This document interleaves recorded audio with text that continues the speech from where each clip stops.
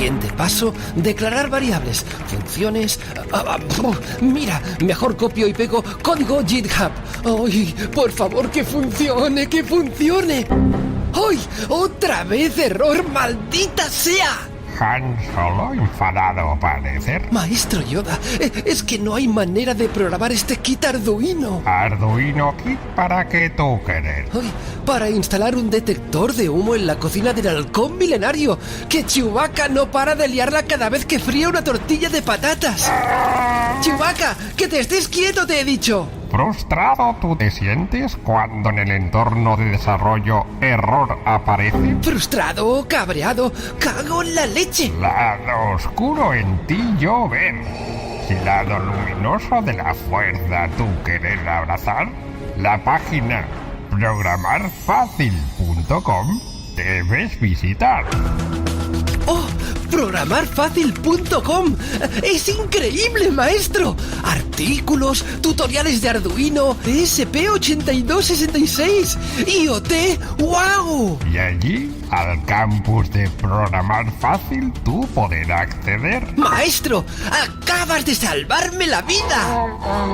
La mía y la de todos en esta nave. ¡Chewbacca, que te estés quieto! En programarfacil.com formarte como un auténtico Jedi de Arduino.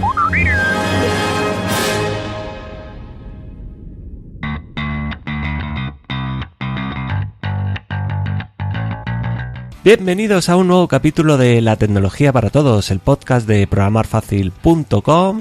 La tecnología para todos. El que os habla es Luis del Valle. Yo creo que ya todos me conocéis, y si hay alguien nuevo, pues me presento. Soy Luis, encantado. Y nada, hoy estamos aquí otra semana más, donde vamos a ver un tema bastante interesante. Hoy he decidido hablaros de las redes LPWAN. También he decidido hablaros de Sigfox. Ya hemos tratado este tema en algún capítulo y en artículos del blog. Y como no, también voy a hablar de Arduino, de la famosa, no es tan famosa, pero sí que una placa que para mí me ha sorprendido mucho. Estoy trabajando bastante con ella, que es la MakerFox 1200, que lo que nos ofrece es sobre todo conectividad con la red Sigfox. Vamos a ir tratando todos estos temas a lo largo de este capítulo y bueno, al final, como siempre, me lío e intento hacer un tutorial sobre Arduino MakerFox 1200 y cómo conectarlo a Sigfox, cómo empezar a transmitir datos, información para crear nuestro dispositivo del IoT, y empiezo a tirar del hilo y bueno, van surgiendo dudas, van surgiendo conceptos como las LPWAN y como no, pues debía de escribir el artículo y hablaros en este capítulo de todo esto. Vamos a arrojar un poquito de luz para que quede todo bastante más claro. Antes de continuar, habréis escuchado al principio de este programa una cuña. Es la nueva cuña del programarfacil.com. Me la ha hecho Oliver Oliva. Desde aquí un saludo. Os recomiendo que veáis su podcast, que escuchéis más bien su podcast, que es Buenos Días Mundo, que básicamente lo que hace es darnos buenas noticias. Ya estamos cansados de ver todos los días en la televisión, en la radio o escuchar malas noticias, pues él lo que hace es traernos buenas noticias. En la actualidad es un podcast semanal, aunque a partir del 15 de enero tiene un compromiso de hacerlo diario. Os lo recomiendo porque además lo hace con un toque de humor muy, muy bueno con sus vecinos, como dice él. Así que os recomiendo que lo escuchéis, que le echéis una oreja y nada, os suscribís a su podcast, que lo vais a pasar muy bien. Y muchas gracias por la cuña porque ha quedado genial. Luego, también quería comentaros el tema de la periodicidad del podcast. Bueno, este podcast ya sabéis que sale los martes, pero desde septiembre, en este último trimestre, la verdad es que no he sido muy regular y no he tenido esa periodicidad. Yo me siento bastante mal en este sentido porque soy muy estricto. En casa, por ejemplo, no me gusta llegar tarde a ninguna cita. Siempre soy el que va metiendo prisa a todo el mundo para no llegar tarde a las citas, y con esto pasa pasa exactamente lo mismo. Por el camino, durante estos meses se han cruzado varios proyectos por mi vida que he debido de hacer. El primero es un seguidor solar, ya lo comenté a la lista a todos los que estáis suscritos, que si queréis os podéis suscribir en programarfacil.com, donde lo que he hecho es un seguidor solar que lo que hace es precisamente eso, es un panel solar que lo que va haciendo es seguir la posición del sol para captar la mayor energía posible.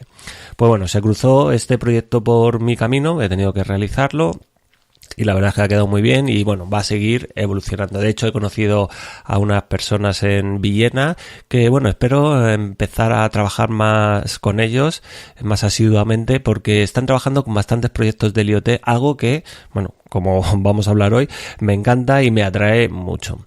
Por otro lado, también se cruzó otro proyecto por el camino que era, bueno, hacer el típico fotomatón que conocemos todos.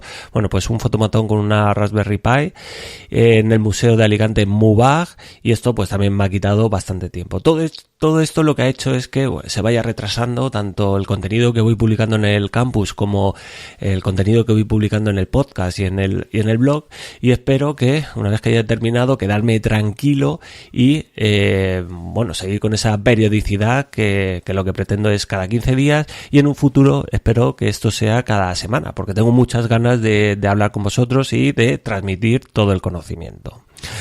No sé si este podcast va a ser el último capítulo del año, no lo sé, porque ando muy liado, ando también muy cansado de muchas horas que le dedico a todo esto, y me estoy planteando si realmente voy a hacer un capítulo más, no lo sé, ya veremos, y espero que sí, si consigo reservar ese periodo de tiempo para poder grabar, y me gustaría traer también a Germán y a José Manuel para despedir el año y así hacer el último capítulo de este año.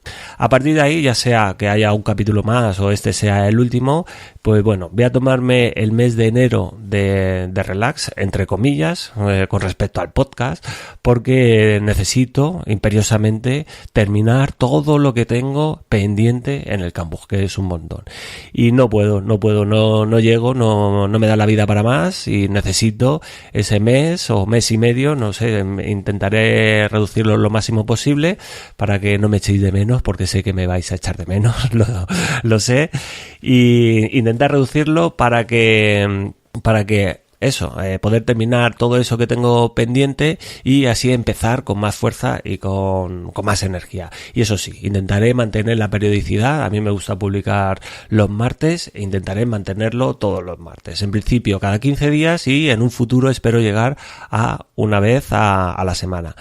Y por eso os digo que lo mismo es el último del año, así que lo que voy a hacer es felicitaros a todos las fiestas, feliz Navidad, próspero año nuevo. Espero que os traigan impresoras 3D, que os traigan kit de Arduino, sensores, todo eso, los Reyes o Papá Noel, da lo mismo quien sea, pero que os lo traigan para que podáis seguir cacharreando y podáis seguir creando todos vuestros proyectos.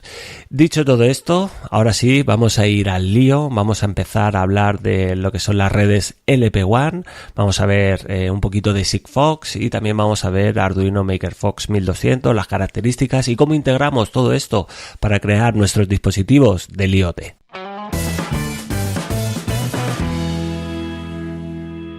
Bien, pues vamos a comenzar a ver qué son las redes LP1. Bueno, lo primero, ¿qué significa? Bueno, en español podemos decir que son redes de baja potencia y largo alcance. LP1 son las siglas en inglés de Low Power Wide Area Network.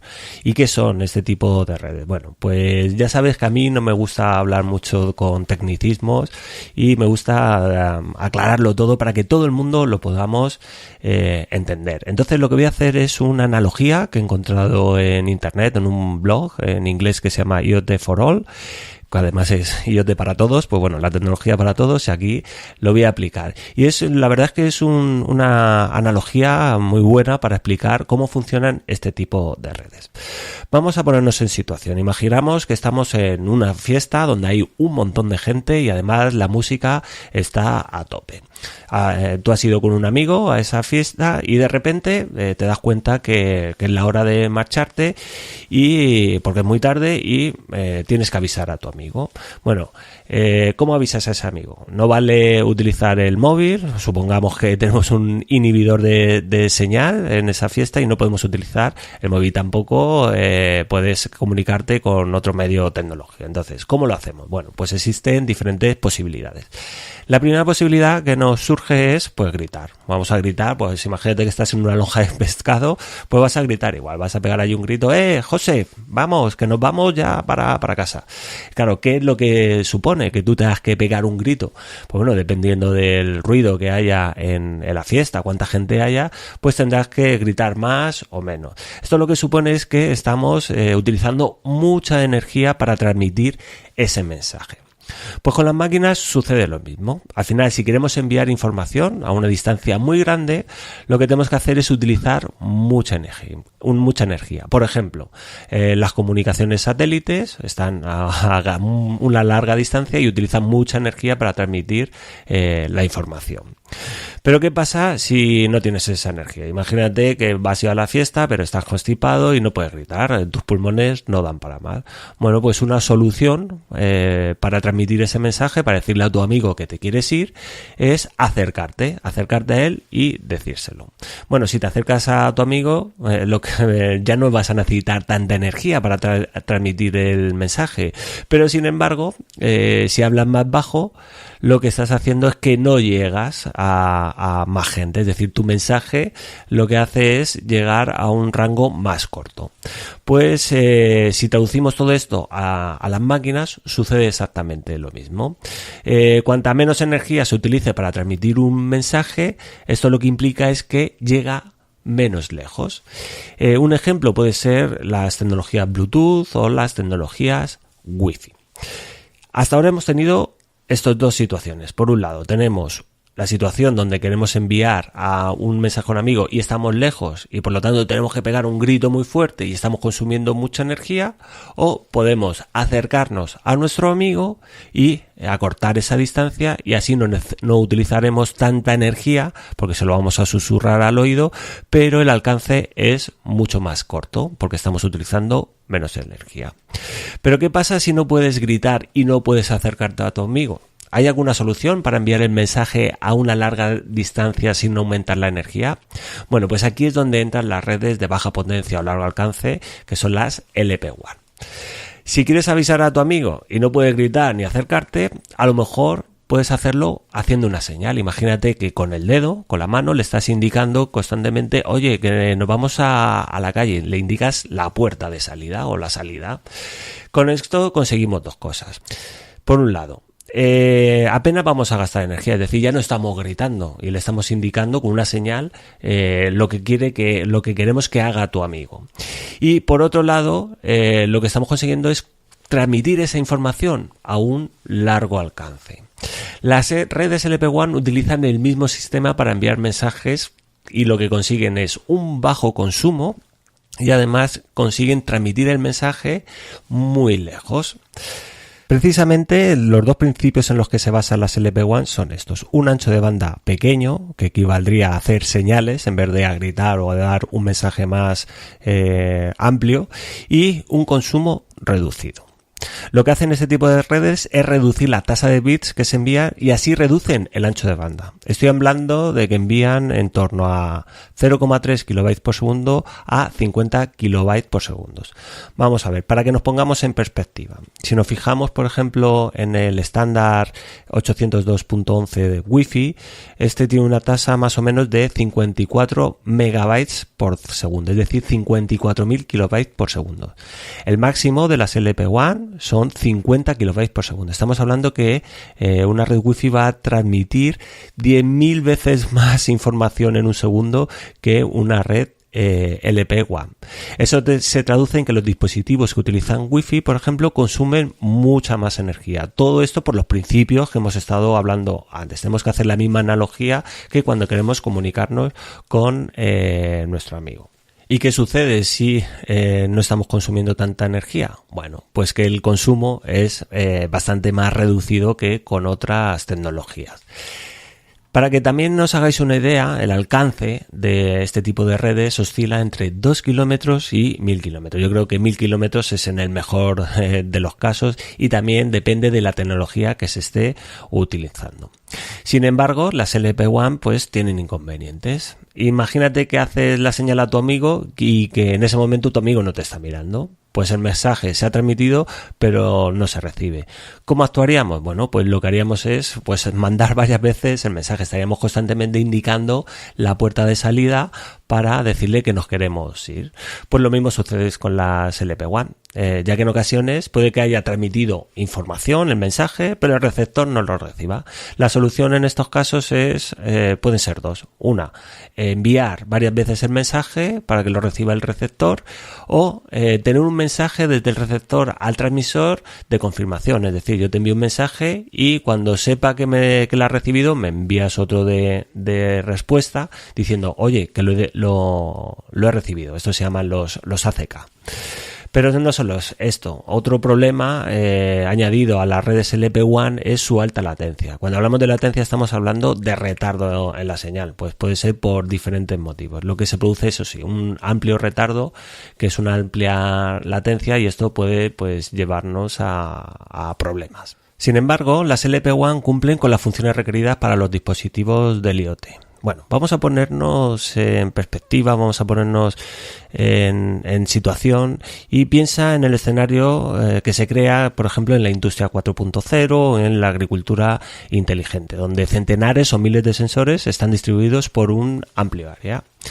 Si esos sensores consumen mucha energía y tienes que cambiar las pilas o baterías cada poco tiempo, pues la verdad es que no es viable. Cambiar centenares o miles de sensores, pues cada mes, pues la verdad es que tardarías un mes.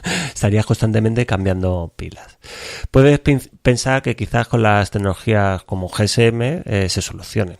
Sin embargo, pues el coste es bastante más elevado. Tú imagínate centenares de dispositivos y cada uno con una tarjeta telefónica que, aunque sean muy económicas, bueno, pues el coste aumenta considerablemente. Por todo esto, las redes LPWAN juegan un papel crucial dentro de la implantación del IoT en los diferentes sectores donde se van a utilizar o se están utilizando. Nos permiten que miles de sensores puedan transmitir información pues a un coste muy bajo, a un gran alcance y además con un consumo muy reducido. Son todas ventajas a pesar de los inconvenientes de los que hemos hablado ya.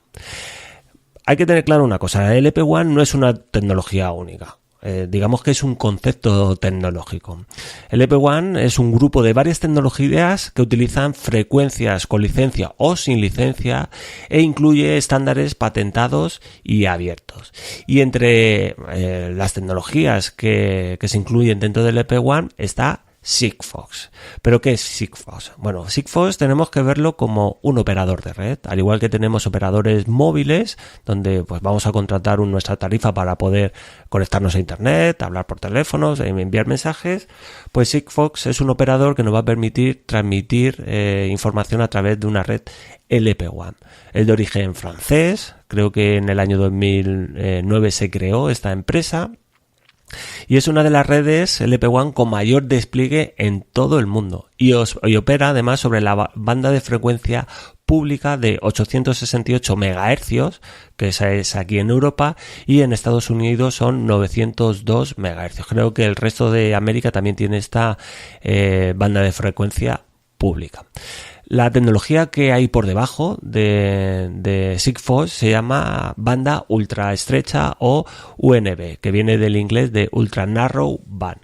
Es una tecnología abierta y implica que solo permite un operador sobre esta banda en cada país. Es decir, en España, si entra Sigfox, no habrá ningún otro operador que trabaje en la misma frecuencia, entendiendo que puede haber conflictos y puede haber interferencias. Sigfox realmente nos está ofreciendo una alternativa para desarrollar proyectos del IoT a un muy bajo coste y totalmente escalables. Vale, y te estarás preguntando ahora, ¿pero por qué me está hablando Luis ahora mismo de Sigfox? ¿O por qué ha dedicado algún artículo a hablar de esta tecnología o de esta empresa? Bueno, pues esto viene gracias al acuerdo que llegó con Arduino. Gracias a este acuerdo lo que tenemos es a nuestro alcance una placa de Arduino, la MakerFox 1200, que dota a esta placa de comunicación a la red Sigfox. Pero no solo eso, además, bueno, esto es de pago, igual que como os he dicho, si contratamos una línea de móvil, pues tenemos que pagar mensualmente.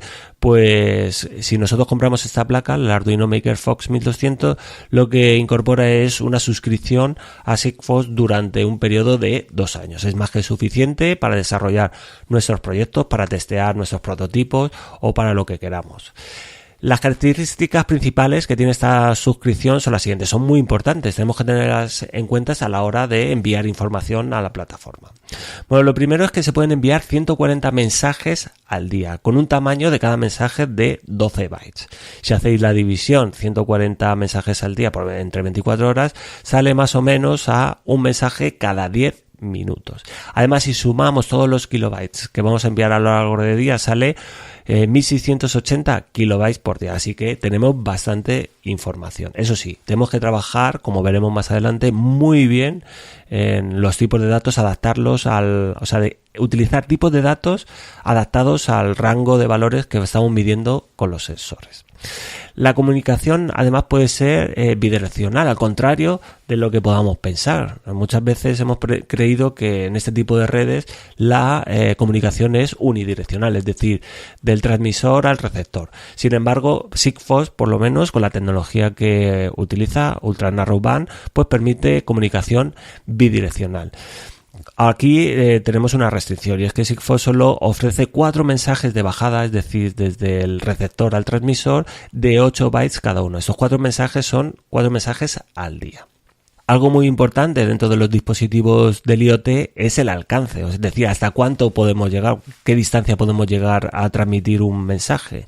Bueno, pues esto depende de la situación en la que nos encontremos. Si estamos en zonas urbanas, vamos a tener un alcance entre 3 y 10 kilómetros. Bueno, esto es debido al ruido, interferencias que pueda haber o a los obstáculos de los edificios. Luego, si nos vamos a áreas rurales, el rango se amplía bastante, 10 veces, va de 30 a 50 kilómetros. Y luego ya, si tenemos visión directa con el receptor entre el receptor y el transmisor, pues podemos enviar mensajes, me imagino que habrán hecho pruebas, de hasta 1000 kilómetros. Esto es una barbaridad y bueno, se tienen que dar condiciones muy ideales. Y todo esto, como ya te he dicho, está a nuestro alcance gracias a Arduino MakerFox 1200, que viene a costar en 35 euros. Bueno, aquí no se incluyen los gastos de envío, pero al final si le incluyes los gastos de envío entre 35 y 40 euros puedes tener tu placa en tu casa y puedes empezar a crear dispositivos del IoT con Arduino. Y ahora ya, una vez que hemos visto qué son las LP1 y qué es lo que nos ofrece Sigfox, ahora sí que vamos a meternos a ver las especificaciones técnicas de Arduino MakerFox 1200 y también vamos a ir viendo la plataforma de Sigfox.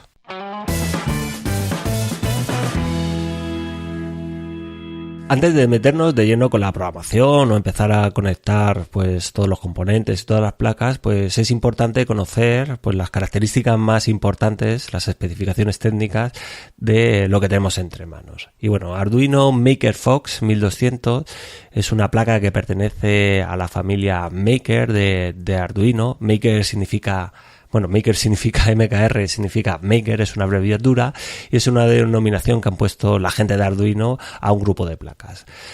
Lo principal de este grupo de placas es que tienen la capacidad de poder enviar y recibir datos a través de Internet o a través, en este caso, de una red LP1 como es Sigfox.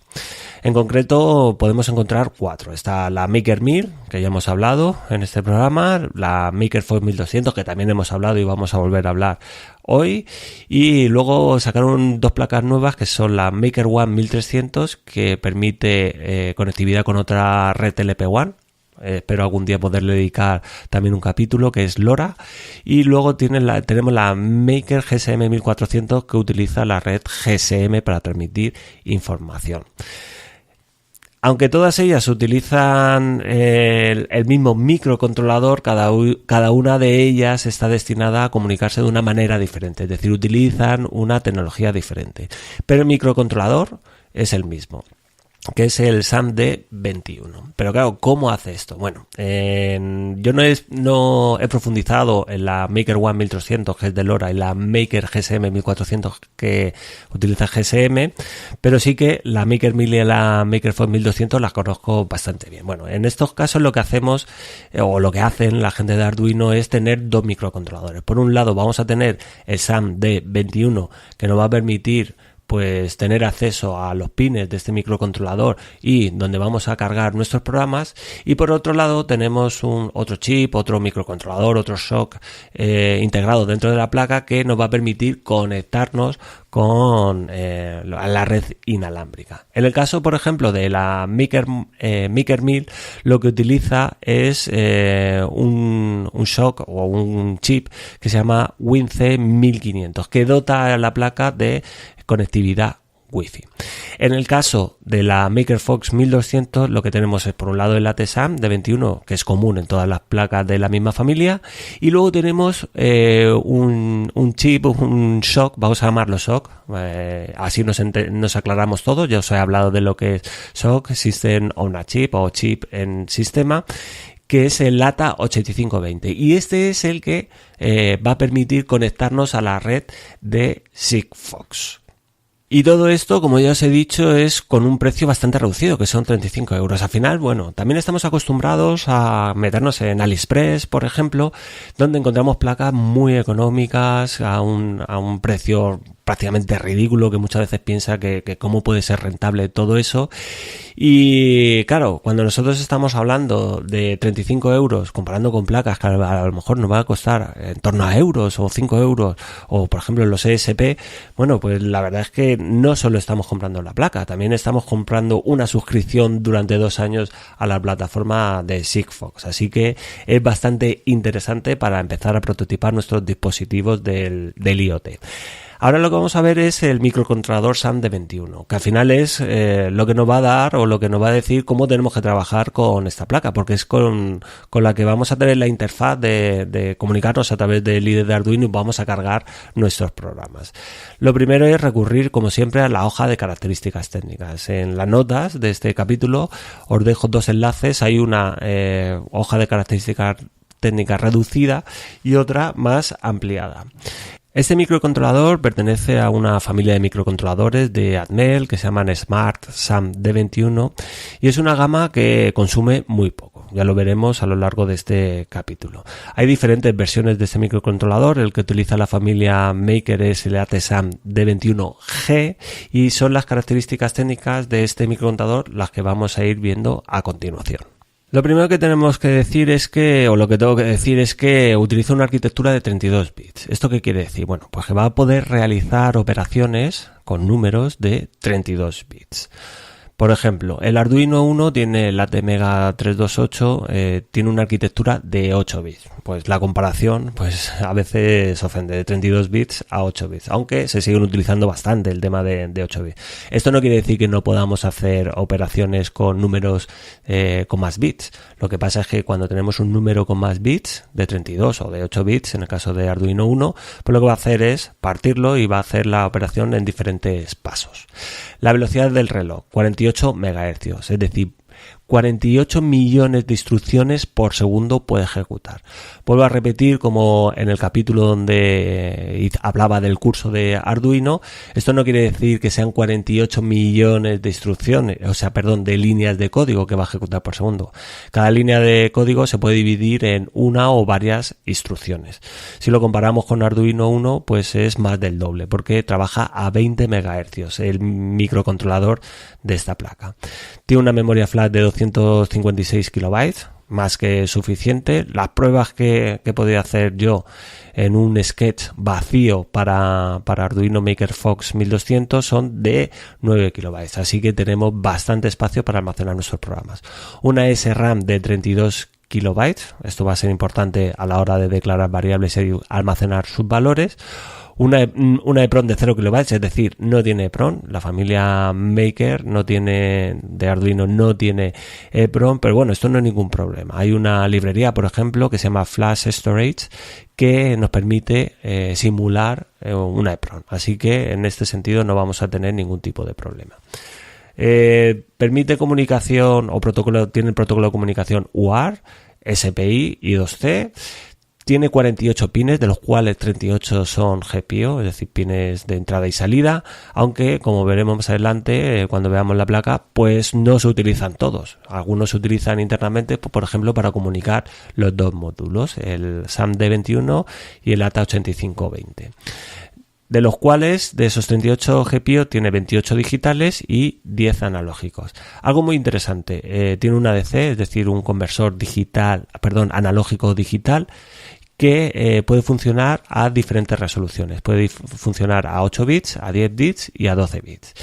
También incorpora algo también interesante, un DAC. Un DAC hace el camino contrario que el ADC, es decir, pasa una señal de digital a analógico. ¿Y para qué nos puede servir esto? Bueno, pues nos puede servir, por ejemplo, para reproducir una canción que tengamos almacenada, un archivo .wav en una tarjeta de memoria, y podríamos reproducirlo por el pin donde tenemos el DAC. La resolución de este pin es de 10 bits. La alimentación de este microcontrolador va de 1,62 voltios a 3,63 voltios, es decir, estamos trabajando en torno a los 3 voltios.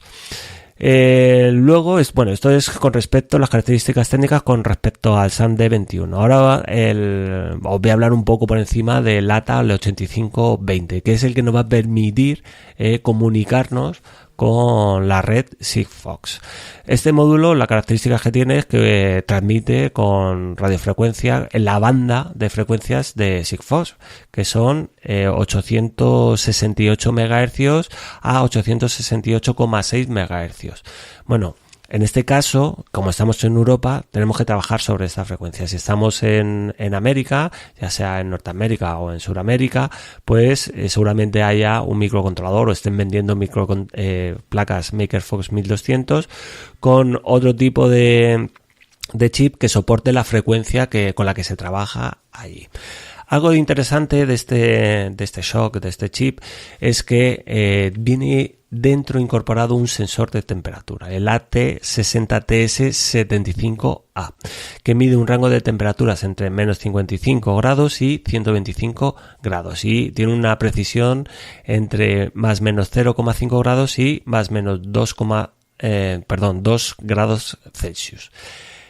Importante este dato, ya que si queremos saber la temperatura de nuestra placa, podemos acceder a ese sensor de temperatura a través de la programación. Si nos fijamos en el consumo de este chip o este shock, bueno, pues aquí está uno de sus fuertes. Cuando está transmitiendo un mensaje a Sigfox, consume unos 40 miliamperios. Además yo lo he comprobado y en ocasiones incluso menos, depende también de la calidad de la señal, y va más o menos en torno de media 40 miliamperios. Y en modo apagado, en modo reposo, un máximo de 600 nanoamperios. Esto es súper importante. Ya hemos estado hablando que una de las características que tienen que tener los dispositivos del IoT es su bajo consumo. No podemos estar cambiando la pila cada 2x3. Y en este caso, es LATA 8520, bueno, pues lo cumple con creces. Os dejaré también en las notas de este capítulo un enlace a la hoja de características técnicas, que es interesante siempre verlo. Y bueno, con Arduino MakerFox no vamos a utilizar todas las características que nos ofrecen estos chips, estos microcontroladores. Solo nos vamos a enfocar a las que tenemos acceso a través de los pines que nos ofrece el Arduino MakerFox. Pero algo muy interesante cuando estamos hablando de hardware libre es que nosotros tenemos a nuestra disposición todos los esquemáticos y de aquí podemos sacar mucha información.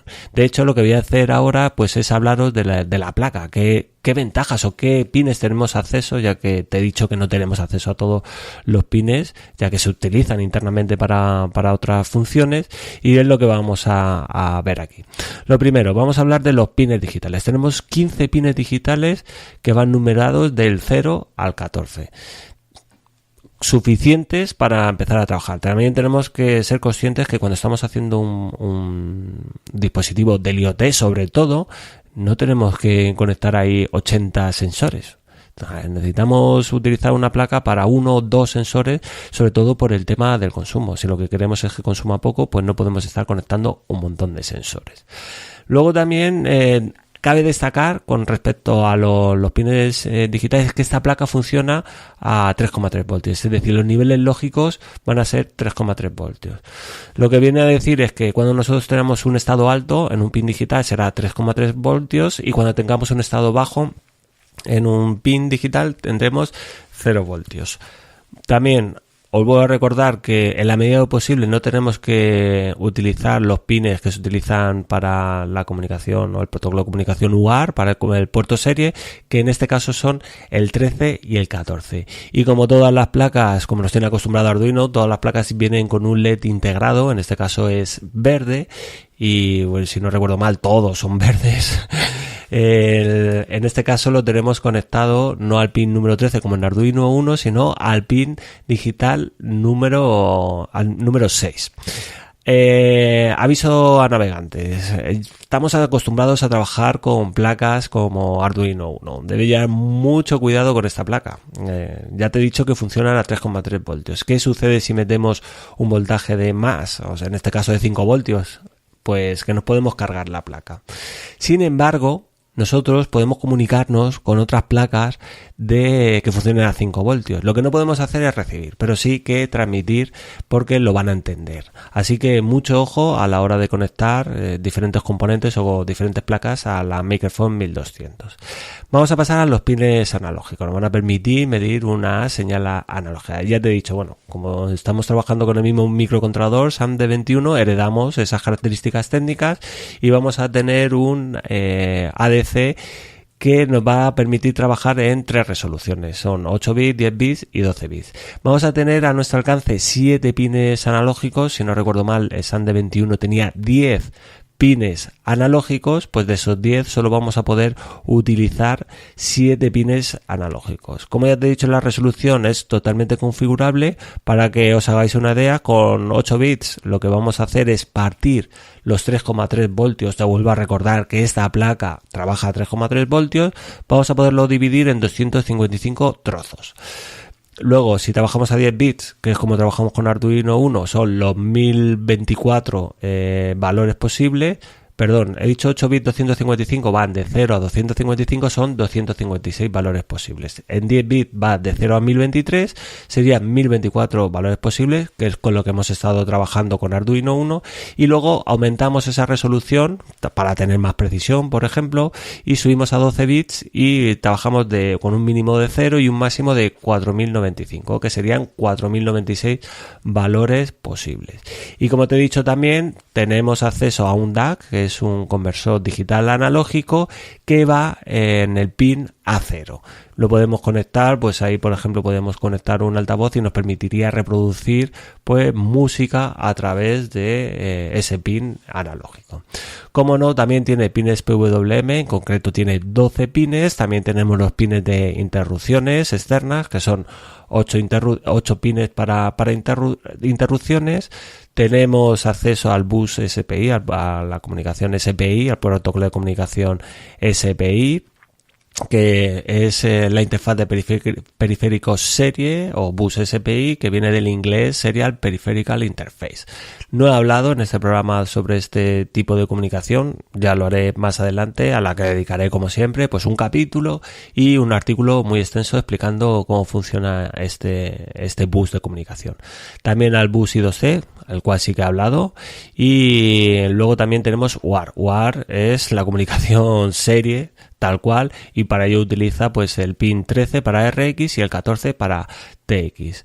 También, como es costumbre, tiene un pin AREF, que es el voltaje de referencia analógico, y lo que nos va a permitir es establecer un voltaje de referencia para luego en el código decir que coja ese voltaje de referencia y así poder pues aumentar, por ejemplo, la precisión.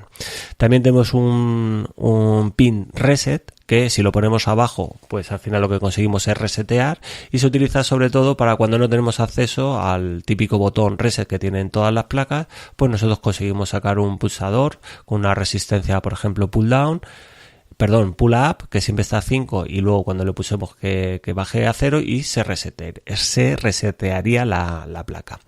Luego tenemos los pines de alimentación, así que aquí sí que voy a parar un poquito. Vamos a ver. Tenemos por un lado un pin en el que nos pone 5 voltios. Esto lo que hace es suministrarnos 5 voltios, pero siempre y cuando la placa esté alimentada a través del puerto USB o el pin V-in, que ahora veremos.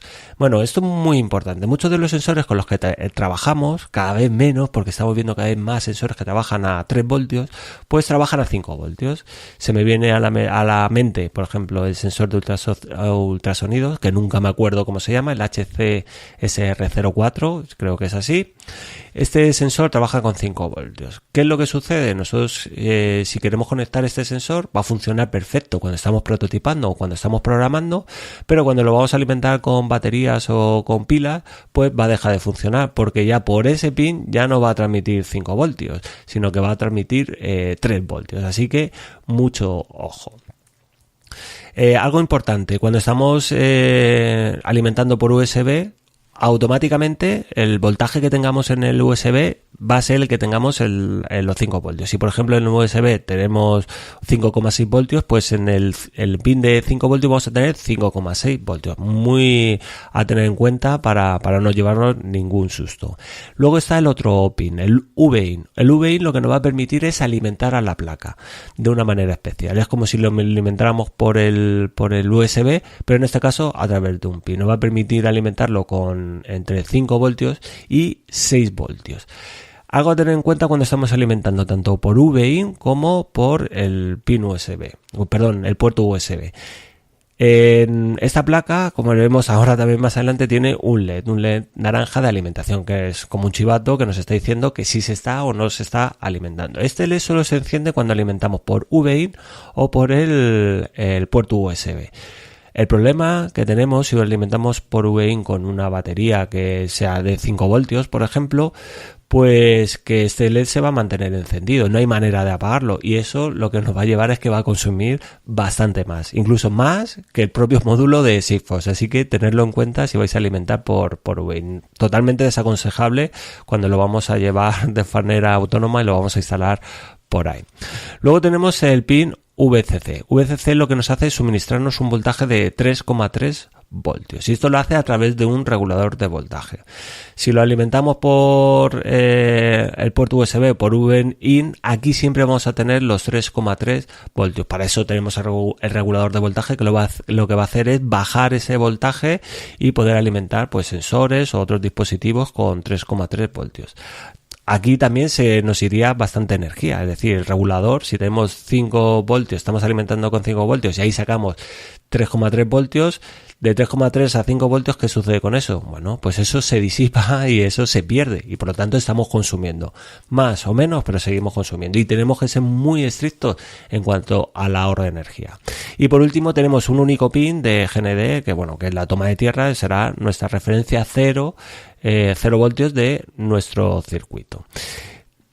Estas son las características técnicas, cómo tenemos que alimentarlo, cuáles son los pines, vale, pero dentro de lo que es la placa, pues se han ido incorporando ciertos componentes que al final lo que nos hacen es facilitarnos un poco más la vida. Al final tenemos los típicos pines hembra donde vamos a poder conectar nuestros cables DuPont de una manera sencilla, pero además se incorpora varias cosas. Vamos a empezar por los conectores de la batería. Vamos a tener dos conectores, un conector, el positivo y el negativo, que tienen polaridad. Cuando hablo que tienen polaridad es que el positivo tiene que ir al positivo y el negativo al negativo, y si quieres saberlo lo que tienes que hacer es darle la vuelta a la placa y ahí viene un más y un menos. Pero bueno, para que os hagáis una idea, si la ponemos normal, o sea boca arriba, y miramos la placa, pues el conector que está más pegado al USB sería el positivo y el otro el negativo. A través de estos conectores se puede alimentar la placa con un voltaje no superior a 3 voltios. Además hacen mucho hincapié en la página web oficial de Arduino en que no se supone esos 3 voltios. Además, en el FAQ, las preguntas frecuentes también lo recalca. Es decir, no podemos alimentar esta placa con una batería LiPo de 3,7 voltios porque podemos dañar a la placa. Yo tengo que confesar que lo he hecho y no ha pasado absolutamente nada, pero hay baterías también, depende de dónde la compremos, pues que ya no nos va a dar esos 3,7 voltios, sino que seguramente nos dé incluso hasta 4, algo voltios, y ahí es donde podemos dañar a la placa. Si queremos hacerlo así, lo que tenemos que hacer es utilizar un regulador de voltaje que nos baje a hasta 3 voltios, más o menos. Tampoco tenemos que ser estrictos, con 3,3 voltios estaríamos más que salvados, pero es una cosa muy interesante. Lo ideal es alimentarlo con 2 pilas, ya sean AAA o AA, que tienen cada una 1,5 voltios. Si las ponemos en series, al final lo que vamos a conseguir es tener 3 voltios. Luego también tenemos un conector para donde tenemos que conectar la antena. Es el conector UFL y la antena viene cuando compramos Arduino MakerFox, viene dentro, o sea que solo es abrirla y pegarla. Si queremos cambiar la antena podemos hacerlo, pero siempre y cuando trabaje con el rango de frecuencias de Sigfox. En nuestro caso, en Europa, voy a recordar, es de 868 MHz a 868,6 MHz. No podemos utilizar cualquier tipo de antena. Eso sí, hacen una recomendación, y es que no debemos de pegar la antena a nada metálico, ya que eso puede generar interferencias. También tenemos, como ya te he dicho, 2 LEDs integrados. Uno que es verde, que nos va a permitir debugar o cargar el típico programa que cargamos al principio, que es el Hola Mundo, que es hacer parpadear ese LED. Y luego tenemos otro LED que es naranja, que es el LED de alimentación. Este solo se va a encender cuando estemos alimentando a través del puerto USB o de VIN. El LED verde, el que viene integrado dentro de la placa y que tenemos acceso a través del pin 6, también nos va a servir para debugar. La librería Sigfox lo que hace es, podemos ponerle un modo debug, y cada vez que esté transmitiendo datos lo que hace es parpadear, y eso pues nos va a dar información de cuándo está transmitiendo toda esa información a Sigfox. Como no, también tenemos un botón de reset que nos va a permitir resetear la placa, y el puerto USB que nos va a servir para 2 cosas. Por un lado, para alimentarlo, como ya hemos visto, con 5 voltios, y por otro lado nos va a permitir comunicarnos entre la placa y el ordenador para enviar cosas a monitor serie y ir mostrando pues qué es lo que está haciendo el programa, o del ordenador a la placa, pues por ejemplo para cargar los programas. Así que utiliza un USB, si no recuerdo mal, se llama Micro B. Con todo esto ya habríamos terminado las especificaciones técnicas, y ahora lo que voy a hablaros un poco es del IDE de Arduino y cómo tenemos que configurarlo. Un poco por encima, no voy a ser pesado diciendo paso a paso, pero sí hablaros de cómo debemos de configurarlo.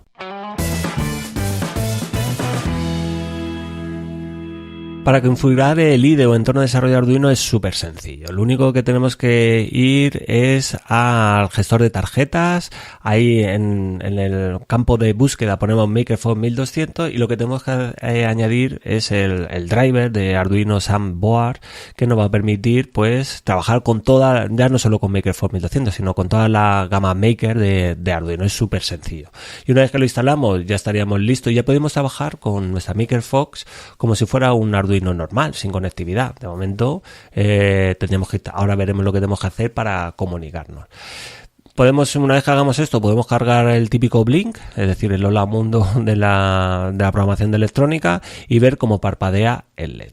Ahora, sí que lo que realmente queremos hacer es conectarnos a Sigfox, que es para sacarle todo el potencial. Aquí lo que tenemos que hacer es empezar a configurar. Vamos a tener 2 partes. Por un lado vamos a tener que hacer cosas en la placa, y por otro lado vamos a tener que hacer cosas en la plataforma de Sigfox, que es plataforma de la nube, donde vamos a tener que dar de alta nuestro dispositivo. Para empezar, os tengo que hablar de 2 conceptos importantes, que es el IDE y el PAC. El IDE y el PAC son 2 números identificativos que vienen almacenados dentro de la placa, y a las que tenemos que acceder y verlos a través del monitor serie con un programa que os dejaré en las notas de este capítulo. Y esos 2 identificadores nos van a servir para dar de alta el dispositivo en la plataforma de Sigfox. El IDE es el identificador único. Es como si fuera el carnet de identidad e identifica cada dispositivo conectado a la red Sigfox de una forma única. Este ID, igual que por ejemplo sucede con las Mac, no se debería repetir en todo el mundo. Y por otro lado tenemos el PAC o código de autorización de portabilidad. Este código está asociado a la propiedad del dispositivo y solo el dueño o propietario de este dispositivo lo conoce. Bueno, al final se puede entender como algo temporal que nos permite visualizar y gestionar un dispositivo. Sirve para que nadie, salvo la persona que conoce el código PAC, pueda añadir ese dispositivo a un grupo y tomar el control del mismo. Es decir, al final vamos a tener un ID que identifica el dispositivo y el PAC lo que dice es que ese dispositivo es mío. Otra persona podría tener ese ID y podría tener otro PAC, por lo que sea, y identifica a esa persona que puede utilizarlo, pero solo si yo, que soy el propietario, le doy permiso. Para nosotros, en resumen, para nosotros dar de alta nuestro MakerPhone 1200 en la plataforma de Sigfox, necesitamos estos dos datos. ¿Y cómo lo hacemos? Bueno, lo que tenemos que hacer es primero obtener estas dos informaciones. Y para ello tenemos que utilizar la librería que se llama librería Sigfox. Nos vamos al gestor de librerías, buscamos Sigfox y aparece la primera, es Arduino Sigfox para MakerPhone 1200. Bueno, vendrá en inglés for MakerPhone 1200. La instalamos y ya tenemos acceso. Al final esto es un singleton, bueno, es una clase estática que vamos a acceder a propiedades. Vamos a poner sigfox.función, Sigfox y ejecutamos una función. Entonces hay dos funciones que nos van a devolver el ID y el PAC. Cogemos por el monitor serie, la mostramos y nos las copiamos. Esto no debemos de compartirlo con nadie, esto es personal e intransferible, así que mucho ojo con publicarlo por internet. Yo he tenido mucho cuidado a la hora de escribir el artículo de no ponerlo en ningún sitio. Y con esto ya tendríamos todo preparado para irnos a la plataforma de Sigfox, que podemos ir a backend.sigfox.com y allí lo que hacemos es dar de alta el dispositivo. Vamos a ir a un sitio especial para kit de desarrollo, de activación de kit de desarrollo. Vamos a seleccionar que tenemos un Arduino, vamos a seleccionar el país en el que estamos y una vez que ya lo tengamos seleccionado todo eso, ponemos el ID y el PAC y ya con eso tenemos acceso, bueno, de hecho nos da acceso a la plataforma. Eso sí, necesitamos crear un usuario para que relacione ese dispositivo al usuario. Te necesitas un email, una contraseña, etcétera, etcétera, etcétera. Y con eso ya entraríamos dentro de lo que es la plataforma. La plataforma, al final vamos a tener varios menús donde vamos a ir gestionando nuestros dispositivos y básicamente podemos dividirlo en tres menús. Primero vamos a tener uno donde vamos a gestionar todo, pues nuestro usuario, pues nuestro nombre, temas de ayuda y eventos que van surgiendo o actualizaciones que se va produciendo dentro de la plataforma. Luego tenemos el menú principal, que aquí tenemos 4 secciones, que tenemos grupos, usuarios, tipos de dispositivos y dispositivos. Los grupos lo que hacen es agrupar usuarios. Nosotros creamos un grupo a donde le vamos a ir asignando a cada usuario pues los grupos. De esos grupos colgarían los tipos de dispositivos. Un tipo de dispositivo pues lo que hace es digamos que agrupar dispositivos que hacen lo mismo. Por ejemplo, cuando hice el proyecto del sensor de radiación ultravioleta y de temperatura y de presión atmosférica, pues hice uno, pero si hubiera hecho 30, pues todos serían del mismo tipo, porque todos se transmiten la misma información a Sigfox. Pues eso es lo que pretende el tipo de dispositivo, agrupar todos esos dispositivos. Y por último, colgaría al final del todo, sería el dispositivo. Ahí solo sí que hay un dispositivo con su ID y al que tenemos acceso. Cada uno de estas opciones nos dan a un montón de opciones más donde podemos ir configurando y podemos ir viendo diferentes cosas. En el artículo que he dejado en las notas de este capítulo, lo que he hecho es un tutorial de cómo tenemos que configurar y cuáles son las partes más importantes dentro de la plataforma de Sigfox, porque hay un montón de opciones para poder empezar a trabajar con esta plataforma. Al final lo que consiste es configurar que una vez que nos hemos dado de alta ya prácticamente no tenemos que hacer de nada, no tendríamos que hacer nada más en la plataforma, ya podríamos empezar a trabajar y a enviar datos a través del Arduino MakerFox. Por ejemplo, lo que he hecho es no utilizar un sensor externo, sino el propio sensor de temperatura que viene en el ATA 8520, y capturo esa temperatura y la envío a Sigfox. Vale. Ahora, una aclaración. Claro, Sigfox, digamos que es una pasarela, es decir, ahí no tenemos una plataforma en la nube del tipo ThinkSpeak, por ejemplo, donde tenemos gráficas y estamos viendo pues toda esa información. Ahí lo único que le estamos enviando al final es datos en binario y él lo va almacenando y ya está. Para ello, cada tipo de dispositivo tiene una callback. Una callback no es más que una rellamada. Vamos a poner un ejemplo para que nos quede a todos claro. Por ejemplo, yo tengo un amigo y, o sea, pues imaginaos que somos tres. Estamos yo, Germán y José Manuel. Vale, entonces yo quiero transmitir un mensaje a José Manuel, pero no llego directamente. La única manera que tengo para enviar ese mensaje es enviárselo a Germán y Germán que se lo envíe. Pues la callback sería... Cuando yo le envío el mensaje a Germán, la callback sería cuando Germán repite ese mensaje a José Manuel. Todo lo que yo le pase a Germán lo va repitiendo a José Manuel. Pues eso es una callback. Y eso es precisamente lo que configuramos dentro de Sigfox. Nosotros lo que configuramos es una callback que lo que hacemos es una llamada a la API de un servicio en la nube. En este caso, en el ejemplo que yo he puesto en todo el artículo, en el artículo que va acompañando a este capítulo, es una callback, es decir, una rellamada a la API de ThinkSpeak. Lo que hago es cojo la temperatura, la mido en Arduino MakerFox, eso se lo envío a Sigfox y Sigfox tiene configurado que de manera automática cada vez que llegue en ese tipo de dispositivo un mensaje que lo transmita a donde yo le diga. Esto tiene que seguir unas reglas bastante estructuradas, todo relativo a la cantidad de bytes que tenemos que transmitir, o sea, los límites de esos bytes, que son 12 bytes, pues bueno, al final lo que vamos a tener es una trama de bits y le tenemos que decir en todo momento pues que los primeros 8 bits o el primer byte corresponde con la temperatura, el segundo o los dos siguientes bytes corresponden con la humedad y así sucesivamente. Pues todo eso se lo tenemos que configurar en la propia plataforma, en la propia callback, para, digamos, que trocear y saber qué es cada cosa, y eso ya lo añadiríamos a la API, o sea, la llamada HTTP a la API de ThinkSpeak, se lo enviaríamos y ya automáticamente ya lo almacena. Es bastante sencillo, es complicado explicaroslo por aquí, por las ondas sonoras, y ya os recomiendo que le echéis un vistazo al artículo donde, bueno, lo he explicado. Al final me ha salido un artículo súper grande porque he tratado varios temas de temas de configuración para que no os perdáis sobre todo. También quería hacer una puntualización con respecto a la geolocalización. Hay una parte dentro de los dispositivos donde puedes acceder a la localización o geolocalización de ese dispositivo y bueno, depende mucho de la calidad de la señal que reciba, pero por lo que he estado investigando no permite una geolocalización muy fina. De hecho, ya os hablaré más adelante de un proyecto con el que estoy trabajando precisamente con todo esto, con el tema de geolocalización y con Sigfox, donde voy a trabajar con un GPS y qué es lo que me está sucediendo, porque estoy teniendo varios problemas, sobre todo relativo al consumo. Pero bueno, eso lo dejaré para más adelante.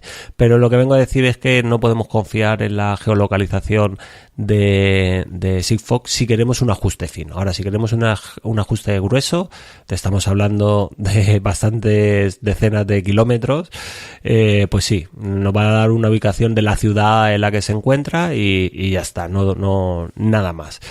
Entonces, con esto ya lo tendríamos todo. Siempre recordar que tenemos que tener mucho ojo con el tema del consumo. Bueno, ya de por sí consume bastante poco lo que es la placa con los dos módulos, tanto para Sigfox como el SAMD21, y tenemos que tener mucho ojo sobre todo a la hora de transmitir. No podemos transmitir vamos a poner un ejemplo, si vamos a transmitir la temperatura, pues por ejemplo la temperatura podemos transmitirla como un entero, un consigno. ¿Esto a qué equivale? Bueno, pues vamos a tener 16 bits. 16 bits equivalen a 2 bytes. Por lo tanto, de los 12 ya nos estamos quitando 2, solo para temperatura. El rango que tiene este tipo de datos va de menos 32.768 a 32.767. Por lo tanto, si vamos a almacenar una temperatura, quiere decir que podemos almacenar una temperatura de menos 32.000 grados Celsius a 32.000 grados Celsius. O sea, eso es una barbaridad. Ahora no sé que estemos en el infierno y tengamos 30.000 grados, pues es una barbaridad. Entonces tenemos que ajustar el tipo de dato a algo muy específico. Para eso, pues bueno, hay otros tipos de datos que podemos utilizar que ocupan menos. En este caso, para la temperatura, con un byte consigno sería más que suficiente y estaríamos abarcando desde menos 128 a 127. Aunque nos salgamos, pero bueno, estamos reduciendo a la mitad el uso de ese mensaje. O sea, si estamos utilizando 2 bytes para enviar, pues en este caso si utilizamos un byte, pues estamos reduciendo a la mitad.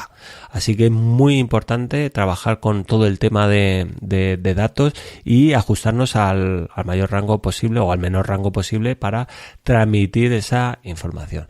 Y una vez que ya lo tengamos, bueno, ya también os hablé de ThinkSpeak, cómo hay que configurarlo. Os lo dejo también todos en las notas de este capítulo, donde podéis ver un extenso tutorial de cómo tenemos que configurarlo, tanto la callback y qué significa cada cosa y cómo tenemos que hacerlo. Y yo creo que con esto ya podéis tener una perspectiva de lo que es ThinkSpeak, que es Sigfox, que es Arduino MakerFox, cómo podemos integrarlo dentro de una plataforma de la nube con ThinkSpeak mucho más amigable para todos nosotros a la hora de ver, por ejemplo, una gráfica con temperatura. Y yo creo que queda bastante claro qué son las redes LP1, que es algo que me interesaba aclarar con todos vosotros. Y yo creo que ya podemos empezar a crear nuestros propios dispositivos del IoT gracias al Arduino MakerFox 1200. Muchas gracias a la gente de Arduino por darnos esta oportunidad de trastear. Si no, no teníamos posibilidad de trabajar con una red LP1, salvo LoRa, que bueno, algún día hablaré de LoRa porque estoy investigando también y no es tan bonito como lo pintan y nos puede resultar a llegar bastante más caro de lo que nosotros nos creemos. Y con esto ya sí que damos por finalizado este capítulo. Quiero agradeceros a todos la paciencia que tenéis conmigo con respecto a los capítulos, como los voy publicando. Os doy mucho la chapa, hoy nos vamos a ir prácticamente a 1 hora de capítulo. Volver a agradecer otra vez a Oliver Oliva por esa grandiosa cuña que me ha encantado con la temática de Star Wars. Ha sido genial, muchísimas gracias Oliver. A todos vosotros por todos esos mensajes que dejáis en las diferentes plataformas de podcast, ya sea en iTunes, en iVoox, en Spreaker. Os animo a que lo sigáis haciendo y a que me dejéis mensajes. Todos esos emails que me llegan, la verdad es que es fantabuloso. Y nada, os vuelvo a repetir que no sé si será el último programa del año. Si es así, os deseo a todos felices fiestas, que comáis muchísimo turrón, que disfrutéis de la familia, que descanséis, que estéis ahí a tope con los villancicos y bueno, y si podéis cacharrear. Y yo estaré pendiente como siempre del móvil, de los emails, así que yo no descanso como cualquier autónomo de este país. No tenemos derecho ni a vacaciones ni a ponernos enfermos. Y nada, a seguir para adelante. Como siempre os digo, nos escuchamos en el próximo capítulo. No faltéis a la cita y ser felices.